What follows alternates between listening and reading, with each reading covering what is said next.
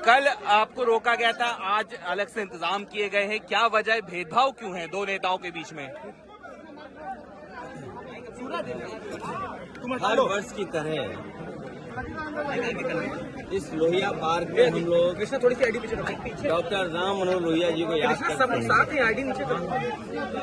और आज के दिन हम सभी समाजवादी लोग इकट्ठे होते हैं यहाँ पर आकर के और माल्यार्पण के बाद उनसे प्रेरणा लेते हुए संकल्प लेकर के जाते हैं कि डॉक्टर राम मनोहर लोहिया, लोकनायक जयप्रकाश नारायण जी और नेताजी और बड़ी संख्या में समाजवादी नेताओं ने जो सपना देखा था कि भारत समाजवादी देश बने, समाजवादी व्यवस्था से देश चले, डॉक्टर राम लोहिया जी के संकल्पों के, उनके आदर्शों पे, उनकी बताई हुई नीतियों पे, जिन्होंने ये सपना देखा था कि हर तरह का भेदभाव खत्म हो समाज के अंदर,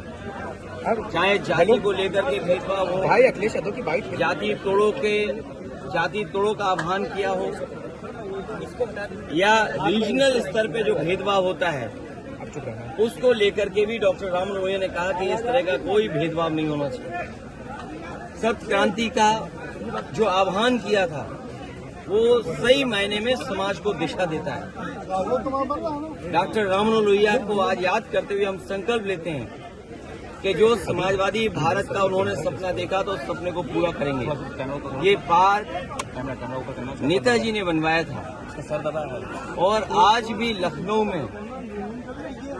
लोगों के लिए या समाजवादी चिंतक विचारकों के लिए ये बहुत महत्वपूर्ण स्थान बन के उभरा है। इस स्थान पर सुबह से लेकर के शाम तक इस पार्क में लोग आते हैं और जब डॉक्टर राम मनोहर लोहिया के प्रतिमा के पास आते होंगे जरूर उनसे प्रेरणा लेकर के जाते होंगे। और आज देश में सच्चाई यही है कि समाजवादी व्यवस्था से ही गरीबी दूर हो सकती है, समाजवादी व्यवस्था से ही पढ़ाई का जो भेदभाव है वो खत्म हो सकता है, समाजवादी व्यवस्था से ही जो डॉक्टर राम मनोहर लोहिया ने कभी कहा था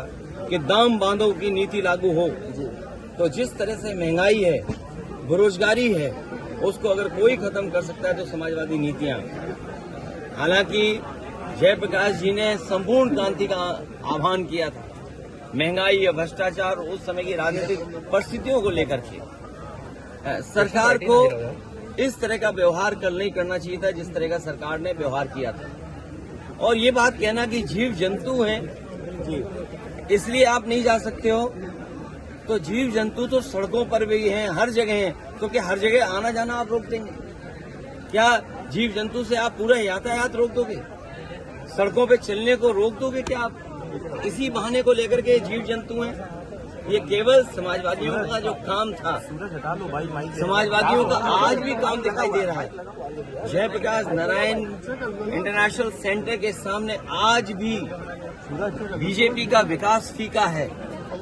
और उस ऊंचाई से देखो आप तो आप खुद महसूस करेंगे और उस बिल्डिंग को देखें कि आज के समय में भी वो सबसे मॉडर्न इंफ्रास्ट्रक्चर दिखाई देता है जो पब्लिक यूज के लिए थी। ये जो ओपन स्पेस आपको दिखाई दे रहा है, ये पार्क, ये समाजवादियों की देन है, चाहे आपका लोहिया पार्क हो, चाहे छोटे लोहिया जेनेरेशन पार्क हो। अब तो ये सरकार रख रखाव भी नहीं कर पा रही है, तो सोचिए वो महापुरुषों का सम्मान क्या करेगी। चेन्नई में